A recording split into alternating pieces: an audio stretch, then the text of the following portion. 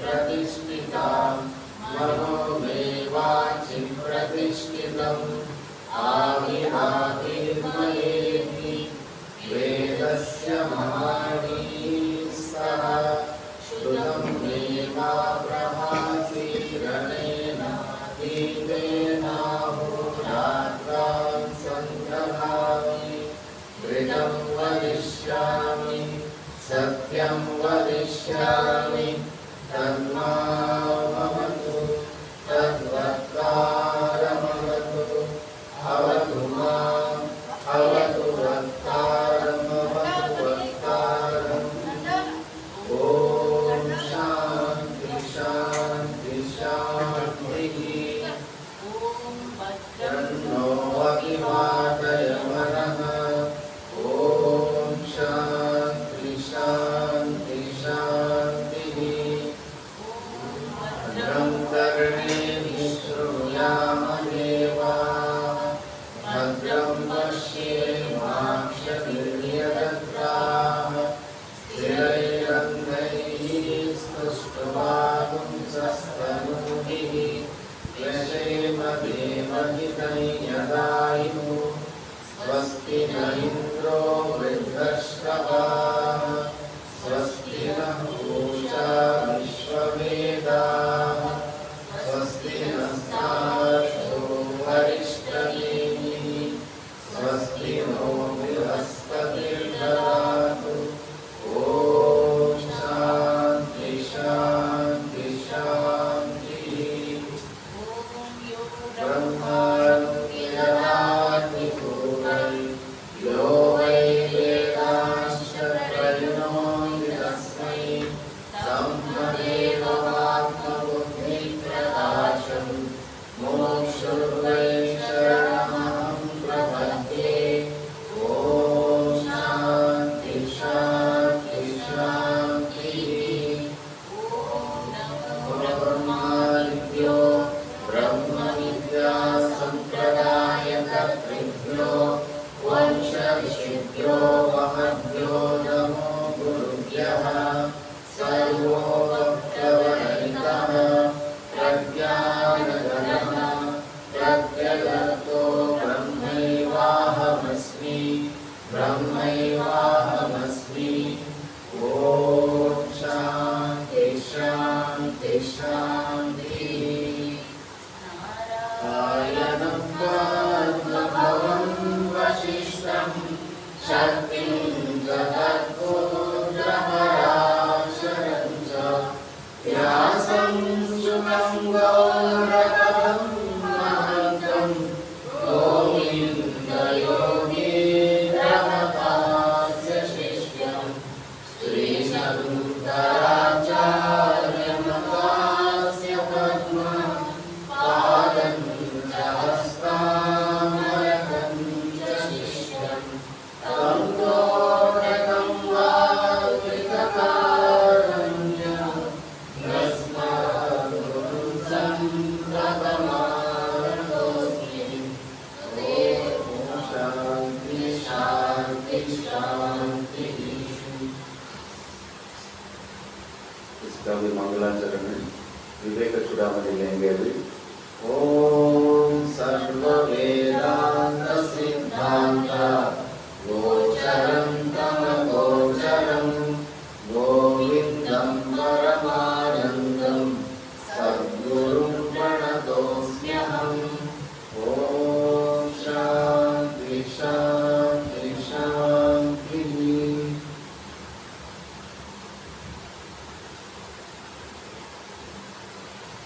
विवेक चूड़ामणि का 34वां श्लोक हम विचार कर रहे थे। अभी विवेक चूड़ामणि चलेगा, वो उपनिषद हो गए। उसमें हम लोग श्रोत्रिय गुरु जी का लक्षण के बारे में विचार कर रहे थे। इसमें श्रोत्रियत्व के बारे में विचार किए। अवृजिनः मतलब पाप रहित रहता है, उसका भी बहुत विचार किए। और अकामतः कोई भी कामनाओं से वो नहीं मारा जाता है, वो रिपीट नहीं हो सकता है। इसके बाद ब्रह्मविद्ता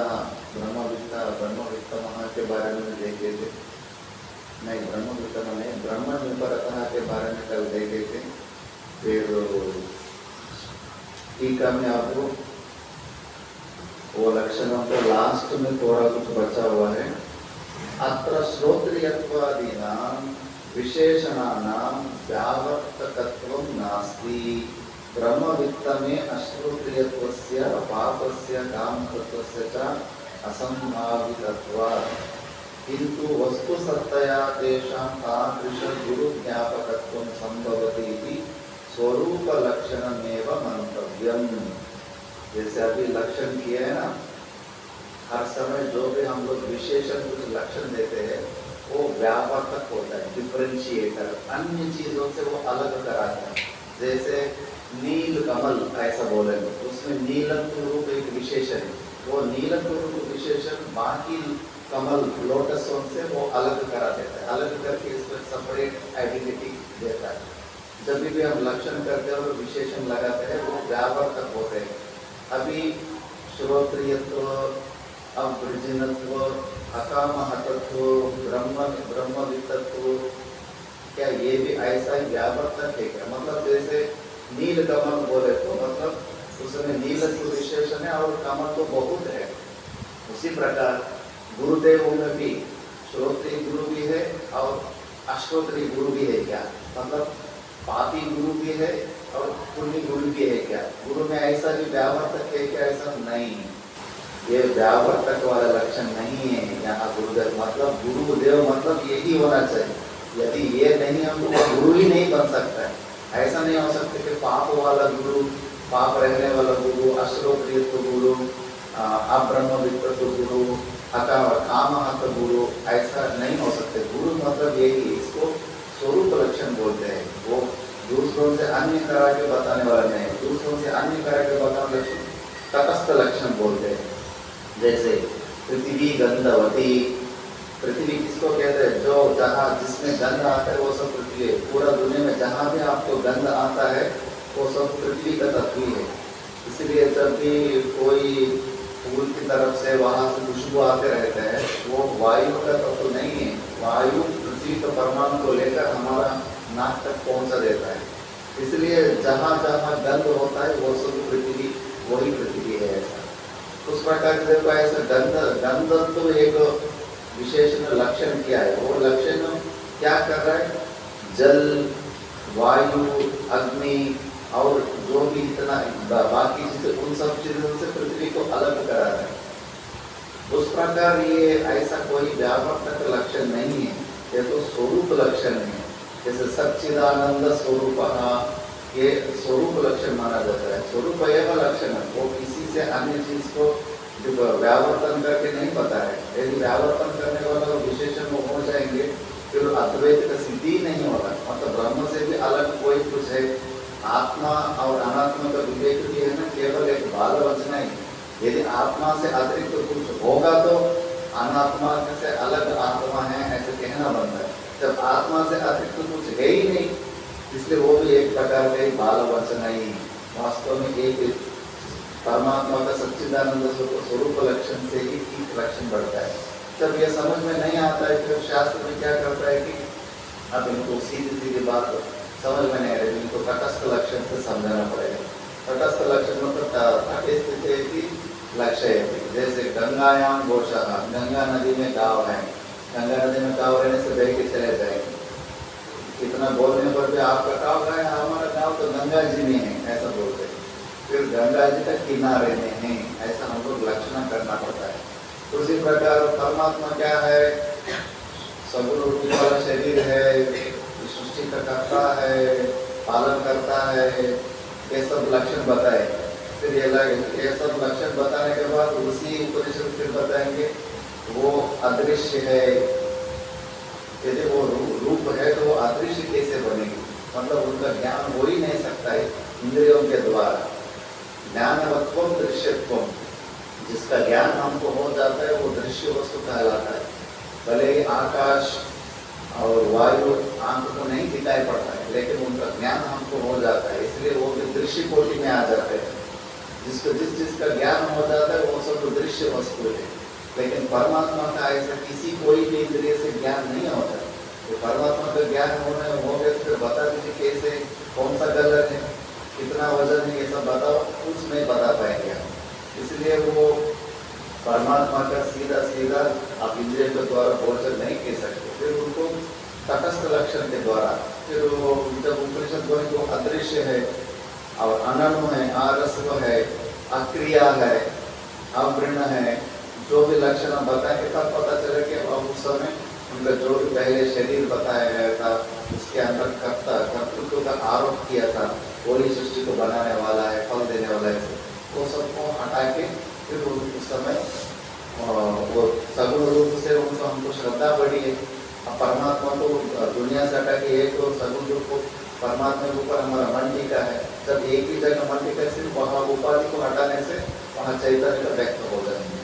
उसी प्रकार जैसे घूमते समय दो दोस्त लोग घूमते समय गया, कोई पूछा कि इस गांव का विधायक का घर कहाँ है, फिर वो दिखा दे, देखो जिस घर के ऊपर कौवा बैठा है ना वही विधायक का घर है, ऐसे बोल दो। फिर 2-3 दिन हो गए, फिर दोबारा वही, अरे हम लोग विधायक का घर देखा है, अरे उस दिन देखे थे ना, जिस घर के ऊपर कौवा बैठे थे वही घर है, वहाँ जाओ और वही विधायक का घर है, ऐसा। फिर वो फिर जाए वहाँ जाएंगे तो उस समय तो कौवा तो नहीं दिखाई पड़ेगा, कौवा तो चले गए होगा, फिर भी वो उस वहाँ लक्ष्य तक पहुँच सकते कि नहीं पहुँच सकते। ऐसा थोड़ी समय उपलक्षण के रूप में थोड़ी समय वहाँ रह के चले जाने पर भी वो हमको वहाँ लक्ष्य तक पहुँच सकते, उसको ज्ञान करा सकते हैं। उसी प्रकार ऐसा सगुण रूप का भी जो भी हम लोग जितना ज्ञान करते हैं वो कोई हमके लिए कोई वेस्ट टाइम नहीं, वो भी ऐसा ही हमको फिर इसके सगुण रूप को उपाधि हट जाने के बाद भी वो हमारा लक्ष्य हमको मिल जाता है। इस प्रकार से श्रुति भी ऐसा तटस्थ लक्षणों के सगुण रूप के रूप से तटस्थ लक्षण से भी अपना ज्ञान कराता है।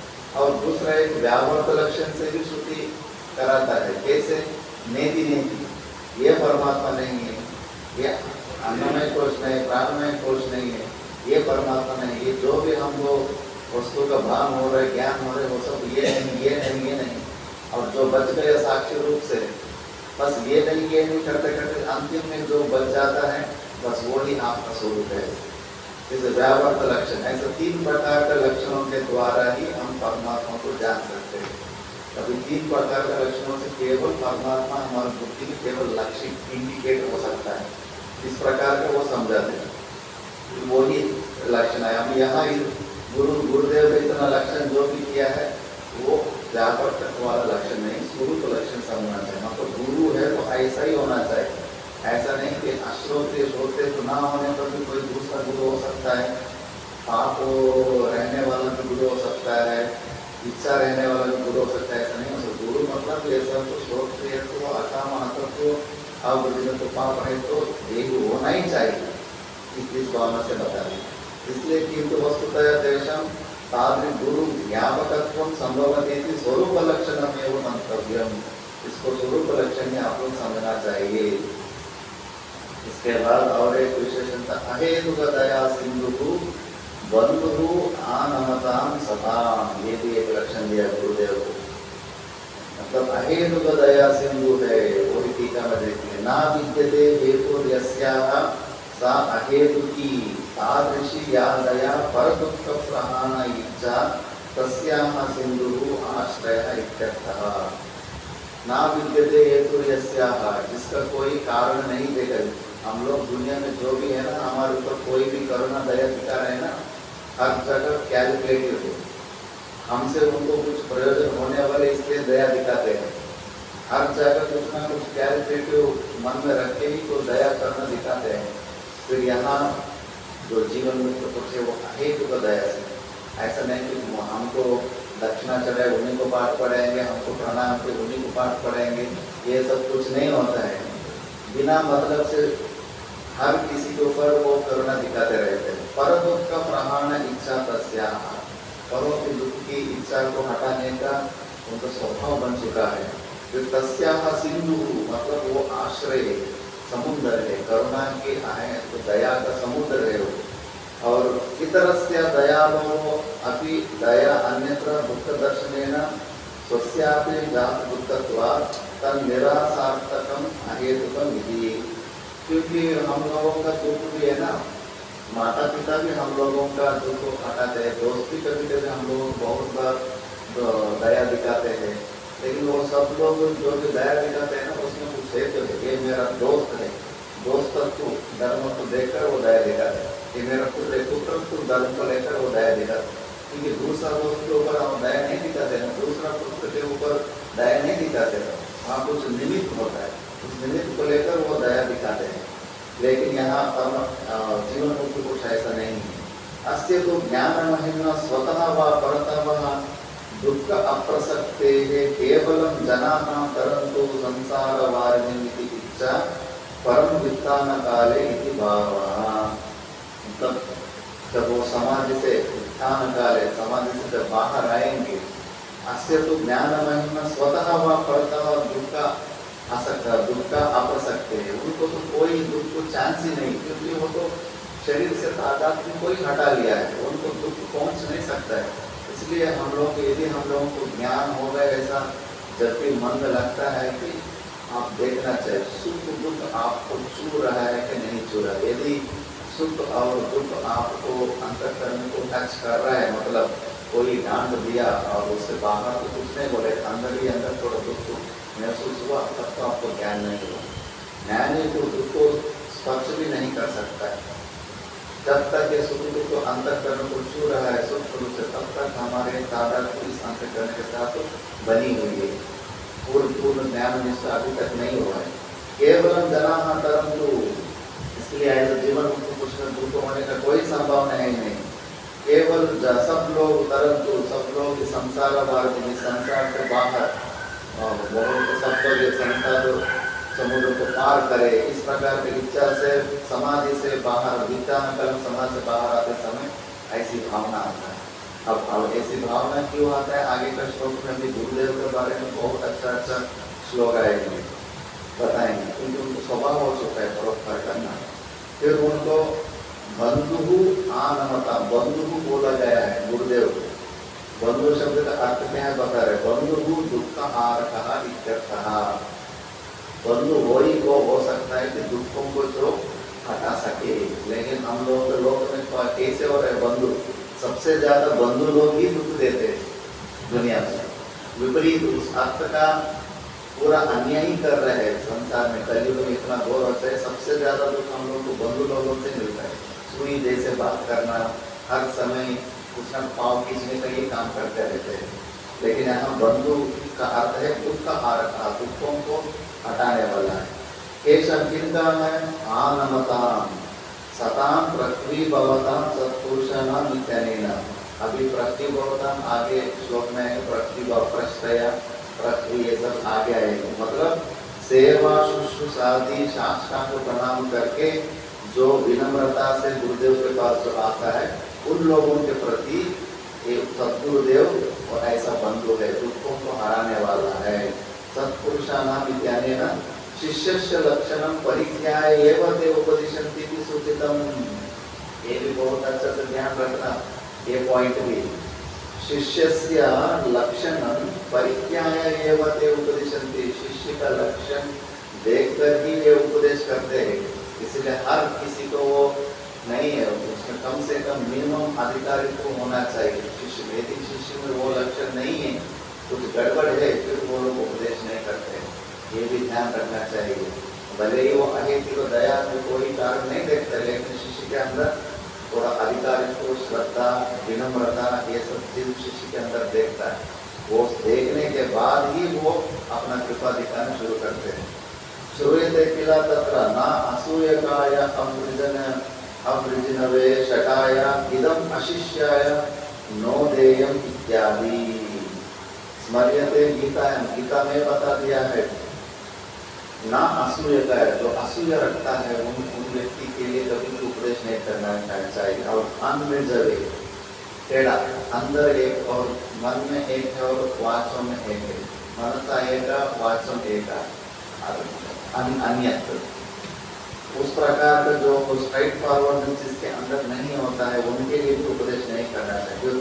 शटाया, शटाया मतलब रोग है, बहुत बदमाश है, बदमाशों को भी नहीं उपदेश नहीं करना है। इदम अशिष्याय, और जो शिष्य भाव नहीं है उनको भी नहीं पढ़ाना चाहिए। इसलिए हमारा गुरुदेव बोलते थे, एक प्रश्न आया था महाराज जी संन्यास के समय में, गुरुदेव ने बताया कि देखो अब संन्यास हो चुका है, नैष्ठिक ब्रह्मचार्य जो भी हो उनके लिए आप प्रणाम नहीं कर सकते। नैष्ठिक ब्रह्मचार्य जितना भी बुजुर्ग हो वो ही सन्यासी को प्रणाम करना चाहिए, ऐसे गुरुदेव ने हमको उपदेश दिया है। अनेक विषय होते हैं। फिर हमको एक शंका आ गई, स्वामी जी गुरुदेव लेकिन हमने कुछ आचार्यों से पढ़ा है, अभी वो नैष्ठिक ब्रह्मचारी अभी दिव्यानंद पुरी महाराज जी साधन मदन से आए थे ना, तो अभी संन्यास लिया है पिछले साल, उससे पहले हमारा संन्यास हो गए थे। फिर वो हमारा आचार्य है और अभी भी वो नैष्ठिक ब्रह्मचारी में है, फिर वो आचार्य उनके पास हमने पढ़ा है, फिर उनको हम प्रणाम कर सकते हैं कि नहीं कर सकते, ऐसा हमने शंका पूछा। देखो जहाँ जहाँ आपने एक अक्षर भी पढ़ा है वहाँ गृहस्थ भी क्यों ना हो, वहाँ तो आपको सिर्फ झुकना ही चाहिए, इतना बड़ी बात बोल दी। फिर हमारा दादा गुरु जी का ही कहानी बताया। हमारा दादा गुरु जी किसी के पास, कोई महात्मा के पास उस समय सिर्फ 2 ही दिन पड़े थे, सिर्फ 2 ही दिन पड़े थे। फिर वो तो उनके पास थोड़ा ज़्यादा विद्या नहीं था, कुछ लघु का शायद थोड़ा सा ही विद्या था, वो वैसे ही रह गए, वो कोई आज बड़ा आचार्य भी नहीं बन पाए जो पढ़ाए थे। लेकिन हमारा दादा गुरु जी तो इतना सम्राट वेदांत केसरी बन चुका थे, 6 लोग भी वो प्रस्थान तो पूरा कर चुके थे। लेकिन वो जब भी वो 2 दिन जो पढ़ाए थे, वो जब भी वो महाराज जाते थे, उनकी आसन अपने आसन से ऊंचा आसन में उनको बिठा के उनके सामने शिष्य भाव से रहते थे हमारा दादा गुरु जी। ये है श्रद्धा, हम लोग प्रोटोकॉल्स कैसे फॉलो करना है, वो तत्व है, कुल तत्व के लिए इतना सम्मान देना पड़ेगा। 1 दिन भी 2 दिन भी किसी को पाठ में बैठा है, उनका पूरा जीवन उसको गुरु भाव से ही देखना पड़ता है।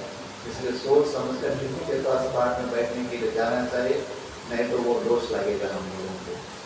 इस प्रकार उस गुरु भक्ति का बारे में इतना श्रद्धा होना चाहिए। इसलिए ये सब वो अब गीता में बताया, इदं तेना तपस्काय नाम भक्ताय कदाचन न च शुश्रूषवे वाच्यं न च मां योऽपि सूयति। बताया है कि तुझे यह गीता और रहस्यमय उपदेश किसी भी काल में ना तो तपरहित मनुष्यों से कहना चाहिए, जिसके अंदर तपस्या नहीं उनको नहीं कहना चाहिए, ना भक्ति रहितों से, जिसके अंदर भक्ति नहीं उनको नहीं उपदेश नहीं करना चाहिए, ना बिना सुनने की इच्छा पर, जो सुनने की इच्छा नहीं जबरदस्ती बिठा के भी नहीं बोलना चाहिए, तथा जो मुझ में दोष दृष्टि रखता है उससे तो कभी भी नहीं कहना चाहिए। दोष दृष्टि रखने वालों को तो उनको तो कभी भी उनको उपदेश नहीं देना चाहिए। तो भगवद गीता में परमात्मा भी बताया।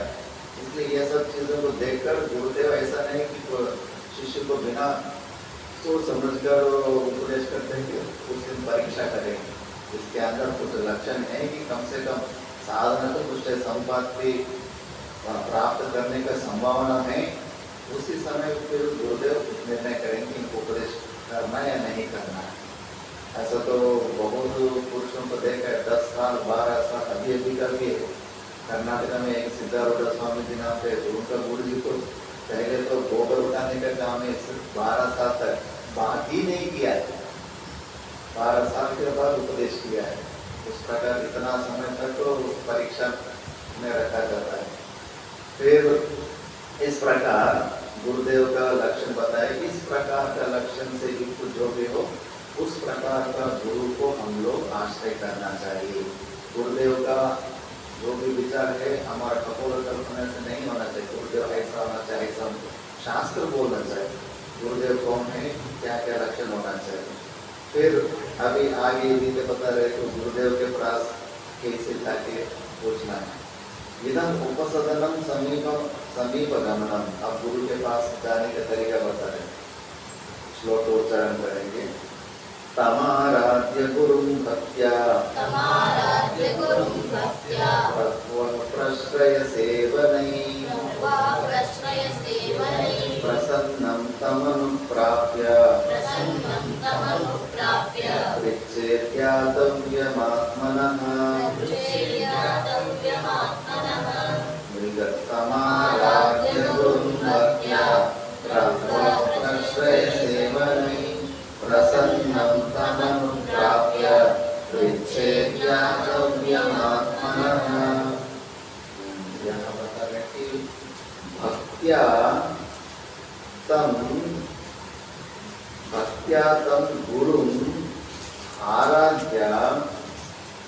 प्रश्रय सेवनैः प्रसन्नम् अनुप्राप्य तम्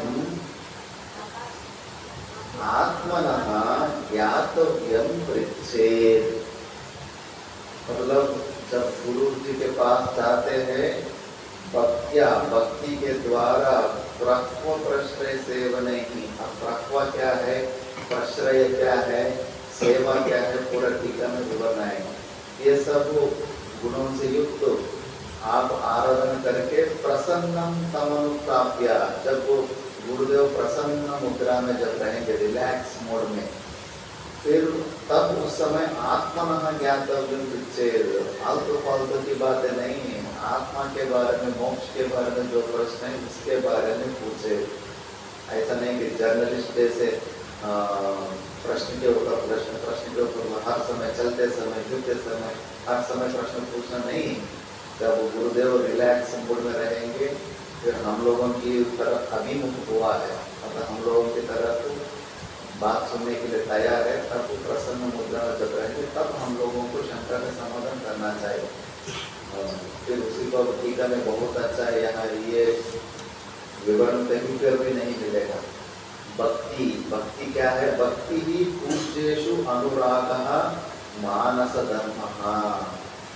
पूज्य होंगे हम लोगों को जिन प्रति ये पूज्य है, पूजा करने योग्य है, ऐसा हमको मन में आता है, उनके प्रति अनुराग, उनके प्रति लगाव, वो मानस धर्म, मन में जो उनके प्रति जो लगाव, रेस्पेक्ट जो मन में आता है, उसको भक्ति कहते। फिर तयाः प्रक्वः, प्रक्वः मतलब क्या है कि जो अंदर मन में उनके प्रति जो श्रद्धा, भक्ति, अनुराग उत्पन्न हुआ है ना, उसका तत्व्यंजकाकार विशिष्टः नम्रकायः बद्धांजलिपुटः बद्धांजलिपुटः। जो अंदर आपकी जो भावना है ना, बाहर भी व्यक्त होना चाहिए। व्यंजकाकार वृत्ति कैसे, नम्रकायः, शरीर का बॉडी लैंग्वेज विनम्रता से होना चाहिए। इसलिए विद्या ददाति विनयम, आपके अंदर ज्ञान से घमंडता आया है कि विनयता है, पता चल जाता है। आपको छोड़कर पूरा दुनिया को पता चलता है कि आपके अंदर अहंकार है कि विनयता है। जितना विद्या आपके पास आएंगे उतना आपके अंदर विनयता बढ़ते जाएंगे। पेड़ में जितना फल अधिक होगा उतना वो टूट जाएगा। वो विनम्र, नम्रकायः, शरीर, कायः मतलब शरीर, विनम्रता से युक्त शरीर, मतलब कंप्लीट बॉडी लैंग्वेज, हम लोगों का देखने का हिसाब, चलने का हिसाब, बैठने का हिसाब, गुरुदेव के सामने ये सब व्यक्त करता है कि आप उस व्यक्ति को सम्मान कर रहा है कि रिजेक्ट कर रहा है, वो बॉडी लैंग्वेज भी बता सकता है। फिर बद्धांजलि पुटः, हर समय गुरुदेव के सामने ऐसा, मतलब इस प्रकार से बद्धांजलि पुटः जोड़कर इस भावना से रहना चाहिए। अंदर भी होना चाहिए और बाहर भी। बाहर तो नाटक भी कर सकते, लेकिन हम सबसे ज्यादा अंदर वो भावना होना चाहिए। प्रश्रय सेवनैः, प्रश्रयश्च, प्रश्रय सेवने ये क्या है, प्रश्रयश्च सेवनानि च, प्रश्रय सेवनानि तैः। तत्र प्रश्रयः विनीतवाक्त्वं, बात गुरुदेव के पास बात करते समय सोच समझकर बात करना चाहिए। कहीं एक वचन निकलना चाहिए, गलती से भी निकलना नहीं चाहिए। बैठो इधर है भाई, ये ऐसा बोलना चाहिए। फिर विनीत वाक्यम सेवनानि साष्टांग नमस्कार तत्पाद संवहन तदुत्तकरणादीनि। मतलब सेवा कैसे है कि साष्टांग प्रणाम करना चाहिए, नमस्कार करना चाहिए, तत्पाद संवहनम, पाव भी दबाना चाहिए। ये सब चेष्टा आपके अंदर जब होगा तब भी आप गुरुदेव के मन को जीत सकते हैं। हमको भी किसी को पाव छूने का आदत ही नहीं था, बचपन से बहुत घमंडता से पैदा हुए। तो बाहर आते समय सब लोग ऋषिकेश कैलाश आश्रम में तो हर दिन सुबह से सबसे पहले मंडलेश्वर को साष्टांग प्रणाम करके फिर आरती शुरू होता है। वहाँ हमको बहुत कठिन लगता था कि ये कौन है, कोई एक मनुष्य के सामने ऐसा साष्टांग प्रणाम कौन करेंगे, ये सब दिमाग में बैठे रहता है। लेकिन ये नहीं है, ये सब जो भी शास्त्र के हिसाब से चलेंगे तब भी आप गुरुदेव की अनुग्रह आप प्राप्त कर सकते हैं। फिर ऐसा है कि छोटा महाराज जी अपना गुरुदेव से इतना उनकी गुरु का कृपा का देखे थे, जब भी अपना गुरुदेव यदि बाहर 20 बार दिखाई पड़े, 20 बार पे डंडा के जैसे ठन ऐसे गिर पड़ते, नीचे पत्थर हो, कांच हो, गोबर हो, कुछ नहीं देखते। जहाँ गुरुदेव दिखाई पड़े ठन ऐसे डंडा के जैसे साउंड आते थे, ठन जैसे। उनका श्रद्धा देकर गुरु जी घबराते थे, अरे बाप रे इनका श्रद्धा दे कैसे ऐसा। उस प्रकार पाद संवहन, जिस दिन आप गुरुदेव का पाव दबाएंगे, मान लो कि आप पूरा अहंकार को सब कुछ आप गुरुदेव के प्रति आपने समर्पण कर चुका है। तब तक कुछ ना कुछ आप पूर्ण रूप से गुरुदेव को स्वीकार किया ही नहीं। फिर संवहन तदुक्त करणादीनी तैही तमाराध्य संसेव्य, उन सब चीजों से अच्छे प्रकार से सेवा करके रिच गया, स्ट्राइट फॉरवर्डनेस। डॉक्टर के पास और गुरुदेव के पास कभी भी झूठ नहीं बोलना चाहिए, जो मन में चल रहा है। हम तो जो विवेक चूड़ा में ये ग्रंथ पढ़ाए थे आचार्य जी, सीधा जाके हमारे मन में जो आते थे बता, महाराज जी मेरे मन में जो हो रहा है मैं वो उसको आपको कहना चाहूँ, फिर बताओ कोई बात नहीं, आपके प्रति हमको गुस्सा आ रहा है ऐसे बोलिए। ठीक है, क्यों गुस्सा आ रहा है? आप तो वैराग्य के बारे में छोटा महाराज जी के इतना कहानी सुने थे वैराग्य के प्रकरण में, और आपने ये कुटिया बनाने के लिए कम से कम 2 करोड़ का तो पैसा लिया है, बिना पैसे से कैसे बन जाते, इतना बता कुटिया। हाँ ठीक कहा आपने, मैंने कब बोला कि मेरे अंदर वैराग्य है? मैंने कभी, वो बात सही था, वो कभी नहीं बोलता कि मेरे अंदर वैराग्य है। बोले कि वैराग्य होना चाहिए मनुष्य के, मेरे अंदर वैराग्य से मैं कभी नहीं बोला। अब शायद एक जगह पठन पाठन चलन है तो ये सब आश्रय रहना चाहिए। अब उसका अकेले के लिए नहीं है ना, विद्यार्थियों के पाठ पढ़ाने के लिए वो तो परिग्रह करना ही पड़ता है। यदि वैराग्य हो तो इसका जरूरत भी नहीं है, गुफा आदि में रह के रह सकते थे। मेरे अंदर उतना पूर्ण वैराग्य नहीं है, ठीक से वो माना है। ऐसे जो भी मन में होता है गुरुदेव के सामने छुपाना नहीं है।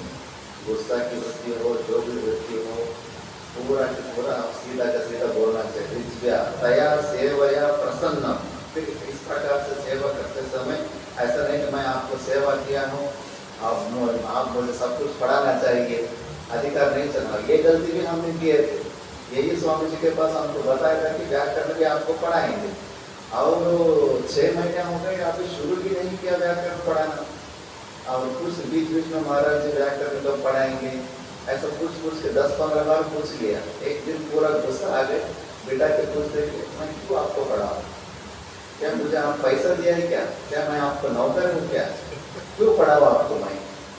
फिर मेरे पास कोई समाधान ही नहीं था, क्यों पढ़ना चाहिए। फिर उन्होंने ये सब श्लोक बता के ये डिमांडिंग नहीं होना चाहिए।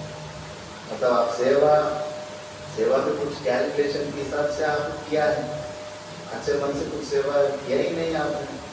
जब गुरुदेव की अनुग्रह होगा, गुरुदेव को पता है कि कब किसको क्या पढ़ाना है, क्या देना चाहिए, तब पर तो वेट करना चाहिए। 10-12 साल कोई वेट किया है, केवल गोबर उठाते, कितना सहनशीलता होना चाहिए। उस प्रकार आप वेट करना चाहिए, ठीक समय आने पर ठीक उसको क्या कब क्या देना उनको पता है। इस प्रकार के फिर उनको हमको समझाया है, ऐसा डिमांडिंग नहीं होना चाहिए। सेवया प्रसन्नम स्वाभिमुखम, जब वो प्रसन्न मुद्रा में है और स्वाभिमुख हमारी तरफ, उनकी ज्ञान जब हमारी तरफ आता है मतलब वो उस समय फ्री है। ऐसे उसी समय तम अनुप्राप्य यथा समय निर्देशम तत्सन्निधो यथा विधि स्थित्वा आत्मनः ज्ञातव्यम यद जिज्ञासितम आत्मयाथात्म विषय तत्पृच्छे। उस समय वो प्रसन्न मुद्रा में जब रहेंगे तब पूछना है कि ये आत्मा क्या है, अनात्मा क्या है। विशेष पूछेंगे साथ प्रश्न, बंधन क्या है, ये बंधन कैसे टीका है, फिर दोनों को विवेक कैसा करना है, यही प्रश्न पूछना है। ये इसको छोड़ के आप कहाँ से आए हो, आपके माता पिता जी क्या करते हो, क्यों छोड़े हो संसार, ये सब फालतू के क्वेश्चन गुरुदेव से नहीं पूछना है। वो सब जानने से आपको तो कुछ प्रयोजन होने वाला नहीं है। इसलिए गुरुओं का मूल और नदियों को मूल देखकर कम अंदाजा नहीं लगाना।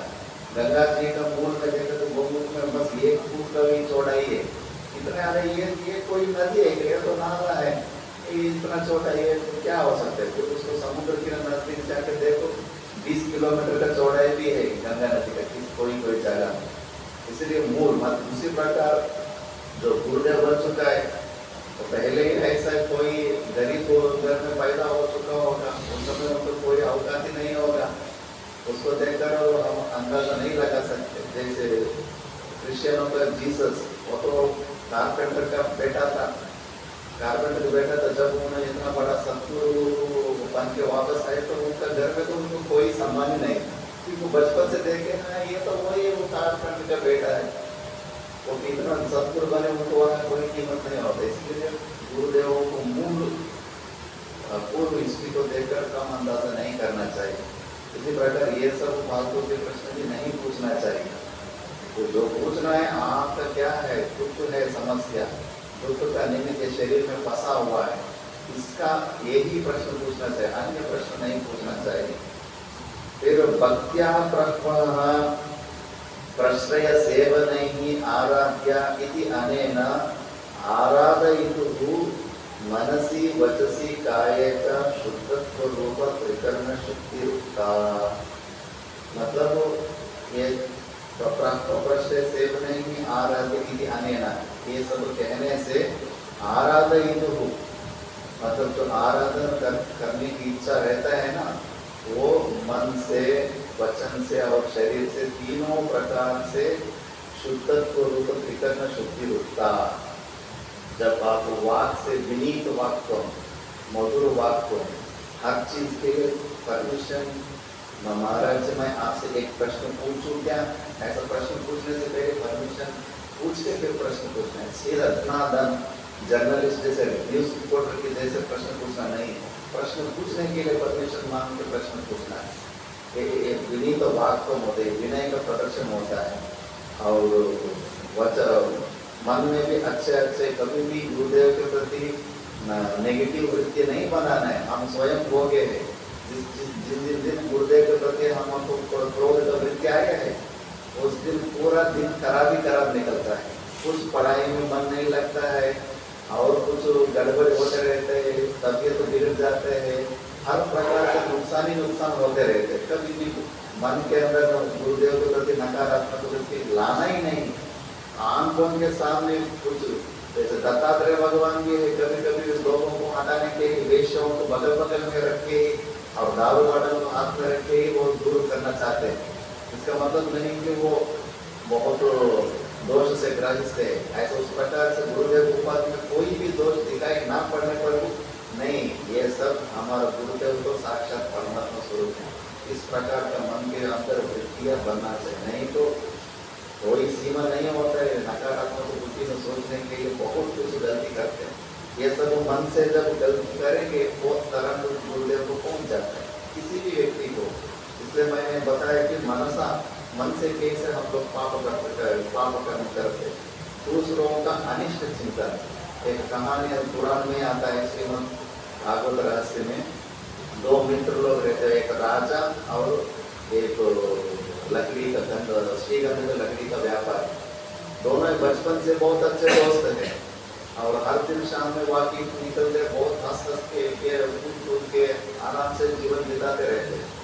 एक दिन क्या हो रहा है, वो व्यापारी का बिजनेस नहीं हुआ और श्रीगंध का लकड़ी तो हर कोई खरीद नहीं सकते, बहुत कीमत होते हैं। उनका मन में एक गलत विचार आया, अरे कौन खरीद सकता है हमारा श्रीगंध लकड़ी, कोई बड़े बड़े आदमी मरेगा तो उनको जलाने के लिए खरीदते हैं। फिर वो सोचे कहाँ मेरा राजा, मेरा दोस्त राजा ना, वो एक बड़ा यदि वो मन चाहिए उनको जलाने के लिए पूरा इतना लोड खरीद लेके, वो ऐसे गलत विचार आया। बस जिस समय इनको उनके प्रति एक गलत विचार आए ना, उसी समय वो राजा के अंदर भी एक गलत विचार आ गया। हाँ, मेरा दोस्त तो उनको तो बच्चा है ही नहीं, वो लकड़ी का व्यापारी, यदि वो मर जाएगा तो पूरा उनका संपत्ति मैं राज भंडारा में मिला लूँगा उनसे, ऐसे उनको भी एक गलत वृत्ति आ गई।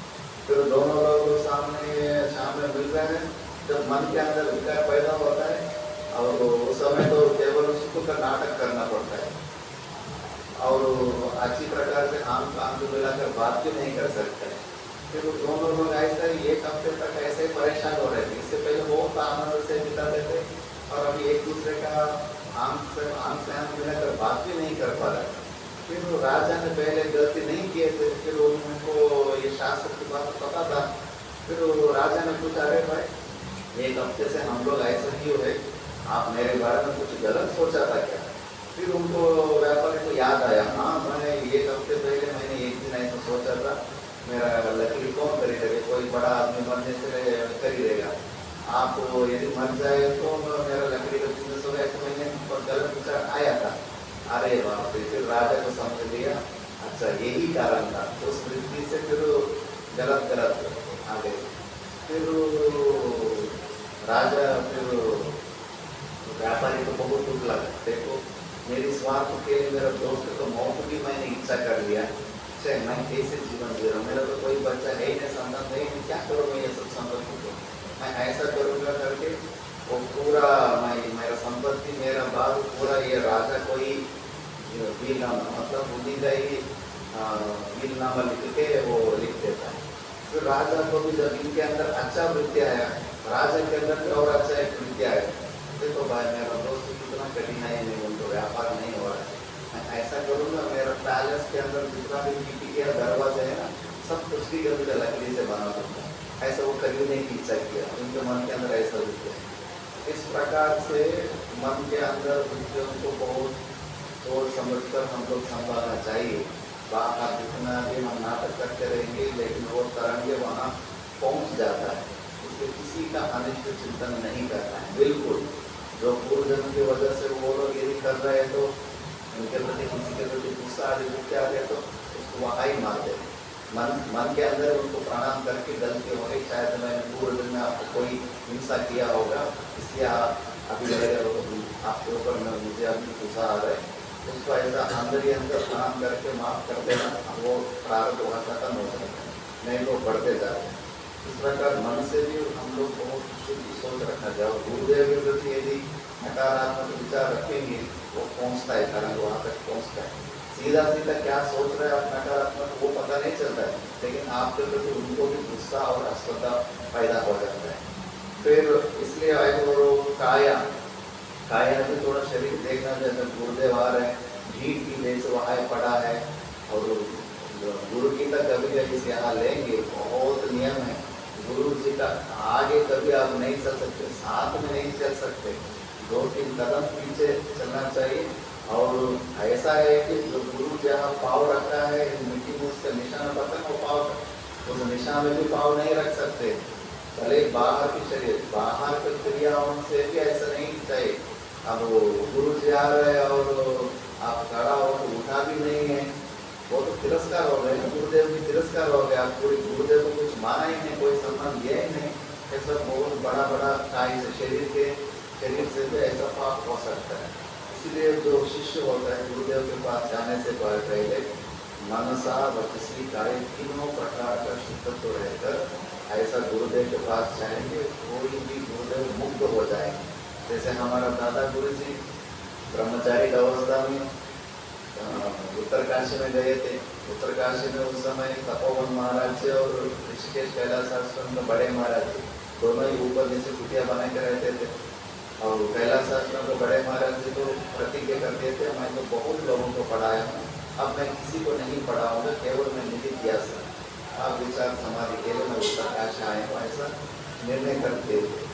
लेकिन हमारा दादा गुरु जी इतना सेवा किया, पूरा उत्तरकाशी में जो भी संत है उनके लिए भोजन पहुँचाना, दवाई नहीं तो इधर उधर उनके मांग के दवाई लेकर आना, कोई नाम बोलने पर भी जो भी साथ मिला है सेवा सेवा सेवा सेवा सेवा करते कर रहे थे।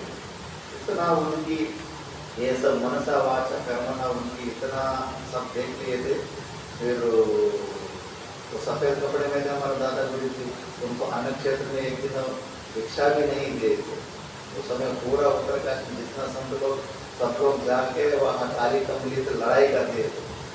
ये इससे बड़ा संत कोई हो ही नहीं सकता। कपड़ों से क्या है, सफ़ेद कपड़े में तो लाल कपड़े में, इनसे ये तो साक्षात परमात्मा बन के इतना संतों की सेवा करते, यही बड़ा संत है।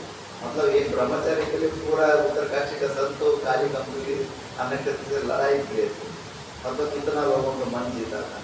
फिर वो कैलाश आश्रम के बड़े बड़े जो मैं पाठ नहीं पढ़ाऊंगा ऐसा प्रतिज्ञा किए थे, वो स्वयं आके ब्रह्मचारी जी मैं तो किसी को पाठ पढ़ाऊंगा ऐसे मैंने तो वचन दिए थे, लेकिन आपकी सेवा मुझसे इतना मजबूरी कर रहा है कि मैं आपको पढ़ाना चाहता हूँ, क्या आप पढ़ोगे क्या? स्वयं बोलो तुझसे, ये होता है मन जीतना। मतलब बोले तो मन जीतना है, मतलब जैसे परमात्मा ने प्रतिज्ञा अर्जुन के लिए मैं शस्त्र नहीं उठाऊंगा ऐसे प्रतिज्ञा किए थे, लेकिन भक्तों की रक्षा करने के लिए वो शस्त्र भी उठा सकता, अपना प्रतिज्ञा भी बोल सकता है। इतना आप गुरुदेव का मन जीत लेंगे। इसके बाद हमारे दादा गुरु जी स्वयं बता रहे कि वो हम लोगों के जैसे घर के अंदर जाके कंठस्थ करने के लिए मेहनत नहीं करते थे। उनके गुरुदेव इतना गुरुदेवों की कृपा थे कि उनको लगता था कि पहले ये सब मैं पढ़ चुका हूँ, ऐसा लगता था, इसलिए पूरा ऐसा ही कंठस्थ हो जाता था उनको, क्योंकि इतना गुरु कृपा है। इस प्रकार से हम गुरुदेव के पास ये सब चीज़ रखकर जाना चाहिए।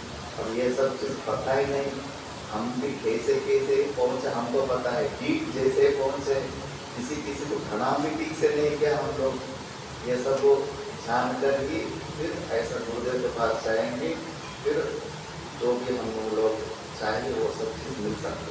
फिर और भी है स्तुति कैसे करना गुरुदेव को, अगले श्लोक में बता रहे हैं। भक्ति पुरस्सर वाचिका आराधना प्रकारं दयया दर्शयति भगवान जिज्ञासुभ्यः स्वामी नमस्ते इत्यादिना तथा वदन्तं इत्यर्थम्। अभी बहुत श्लोकों के द्वारा गुरुदेव की स्तुति कैसे करना है वो बता रहे। भक्ति पुरस्सर विचार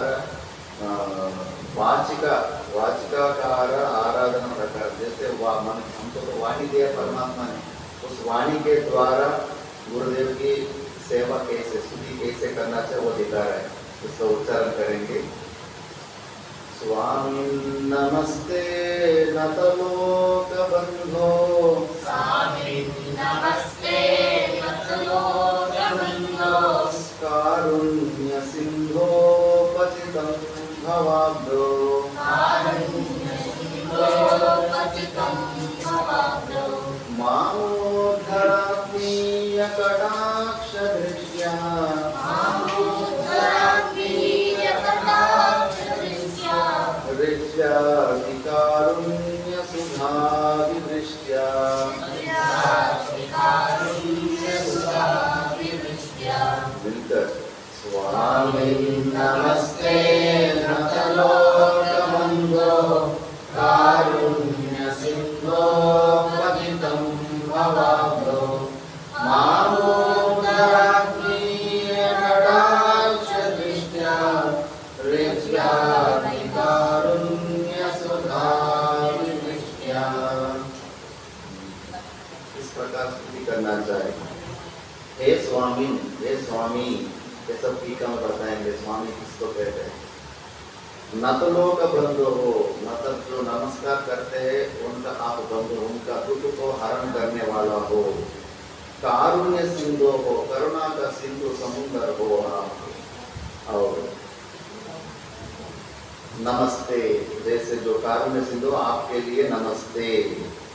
भवाब्धो पतितम, भवरूप जो समुद्र में मैं गिरा हो मुझे, रिज्या मतलब स्ट्राइट फॉरवर्डनेस से, और अति कारुण्य सुधाभिवृष्ट्या कंपैशनेट लुक, जो करुणा रस रूप से उस कंपैशनेट लुक के द्वारा आत्मीय कटाक्ष दृष्टिया, मतलब मुझे अपना समझ के जो कटाक्ष करते, अपना आदमी की समझ के जो कटाक्ष करते, उस प्रकार से माम उद्धारा, मुझे उद्धार करो, इस प्रकार का स्तुति कर रहा है।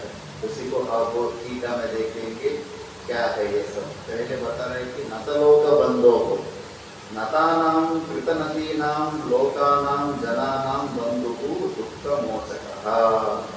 नतलोक बंधु का अर्थ है कि नतानां मतलब कृतनतीनां लोकानां, जो नमस्कार साष्टांग प्रणाम आदि जो नमस्कार किया हुआ है ऐसा व्यक्ति है, और उनका उन लोगों के प्रति बंधु मतलब दुःख मोचकः, दुख को हराने वाला है। तस्य संबुद्ध, संबोधन में नतलोक बंधो, जैसे विष्णु शब्द का संबोधन में शंभु हे शंभो ओकार, गुरु शब्द का उकारांत शब्द का संबोधन में वो कारांत आ जाते संबोधन, हे गुरु, हे शंभो, हे विष्णु, ऐसा संबोधन में आ जाता है। स्वामी मतलब प्रभु, प्रभु ते तुभ्यं नमः, स्वामी मतलब प्रभु है। और ते तुभ्यं मतलब आपके लिए, आपके प्रति नमः मतलब नमस्कार है। कैसे? पृथ्वी भावः, पृथ्वी भाव पहले बताए थे ना, मन के अंदर जो पूज्यत्व भाव रहता है उसका बाहर से शरीर आदि नमस्कार बॉडी लैंग्वेज से भी वो प्रकट होना चाहिए। नहीं उसको पृथ्वी भावः अस्तु इति शेषः। फिर यहाँ त्वं नतलोक दुःख मोचकः अतः त्वां दुःख मुक्ते नमामि भावः। इसलिए आप नतलोकों का दुःख मोचक है, इसलिए आपको मेरा दुःख निवृत्ति के लिए मैं आपकी नमस्कार कर रहा हूँ। तत्र हेतु क्यों ऐसा करते हो? क्योंकि हमारे पास तो कोई धन नहीं है, हमको पता है कि आप कारुण्य सिंधु, करुणा का सिंधु हो, इसी संबोधनेन। मतलब अहेतु का दया सिंधु के बाद विवृत में तक अहेतु का दया सिंधु इत्यत्र पहले हम लोग विचार कर चुके हैं, तो करुणा का समुद्र है। स्वकीय दुःखम निवेदयते। अब हम लोग गुरुदेव के पास जाके हमको को छुपाना नहीं है, हमको कुछ नहीं हुआ ऐसा नहीं होना है, डिपेंडेंसी दिखाना पड़ेगा। ज्यादा गुरुदेव के सामने इंडिपेंडेंट नहीं दिखाना। ऐसा जो प्रवृत्ति नहीं होते कि आप नहीं पढ़ाएंगे तो बहुत गुरु लोग पढ़े हुए हैं, ऐसी भावना से नहीं रहना है। जब तक डिपेंडेंसी नहीं दिखाएंगे, अनन्य शरण को आपको छोड़कर मुझे अन्य कोई उद्धार करने वाले कोई नहीं है, इस भावना का जब तक आप प्रकटीकरण नहीं करेंगे अब तक वो भी रिस्क नहीं लेंगे, वो भी दूर दूर से पढ़ करेंगे, अपना नहीं मानेंगे। ये डिपेंडेंसी दिखाना पड़ेगा। स्वकीय दुर्गम निवेदयति भवाब्दो पतितम। मैं तो गिर चुका हूँ बहुत लोग संसार से। गुरुदेव के पास आके दोस्त लोग भी ऐसे हैं कि अपना कष्ट दुनिया में तो नहीं बता सकते, क्योंकि दुनिया में किसी को भी अपना वीकनेस बताएंगे ना, उसको मजाक बनाएंगे और पाव खींचने का काम करेंगे। उन लोगों के पास कभी भी अपना हमारा वीकनेस और हमारा दुखों को नहीं बोलना चाहिए। लेकिन गुरुदेव के पास जिससे जो दुख हुआ है कोई भी बिना सब कुछ क्लियर से किस प्रकार का दुख इतना समझ से पूरा की पूरा बोलना चाहिए, पूरा की पूरा चरित्र कहना चाहिए कि ये है समझ से, ये है करके आए हो, मेरे लिए क्या करते।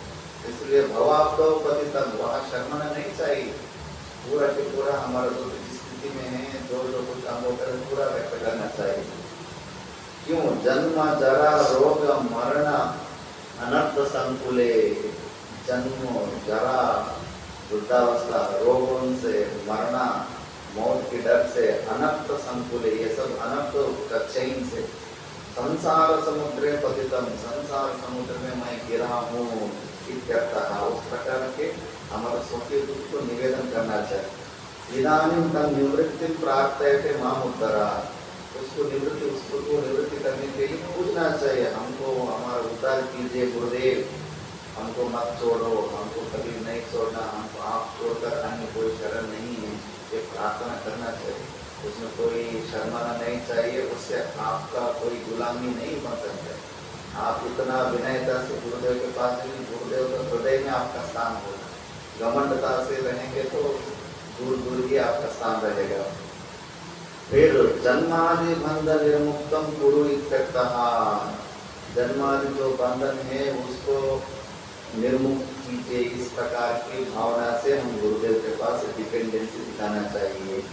तत्र साधनं याचते आत्मीय कटाक्ष दृष्टिया इति स्वकीय लोचन प्रांतेन इत्यर्थः। कंपैशनेट लुक, गुरु का ऐसा होना चाहिए कि आपकी याद आने पर, आपकी दर्शन होने से गुरु जी का बॉडी लैंग्वेज की प्रसन्नता में व्यक्त होना चाहिए। यदि गुरु जी का आपको देखते ही थोड़ा मुंह ऐसा बन रहे मतलब कुछ तो कुछ हमारे अंदर गड़बड़ है, ये समझना चाहिए। बहुत सूक्ष्म है। हम लोगों का प्रवृत्ति ऐसा होना चाहिए कि हम लोगों को याद करके गुरु को प्रसन्नता आना चाहिए। उस समय वो ऐसा उनकी कंपैशनेट लुक के द्वारा हम लोग उदार होता है। हम लोग जिस योगी माता जी के पास रहे थे, ऐसा कहानी सुने थे, योगियों का कंपैशनेट लुक में कितना ताकत रहता है, वो प्रमाण भी मैं बात बताऊँ।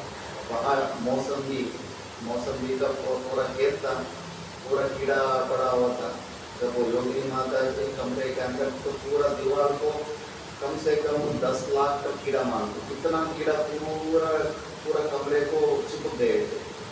सब लोग एक डिजाइन, कोई डिजाइन समझ के बैठे थे।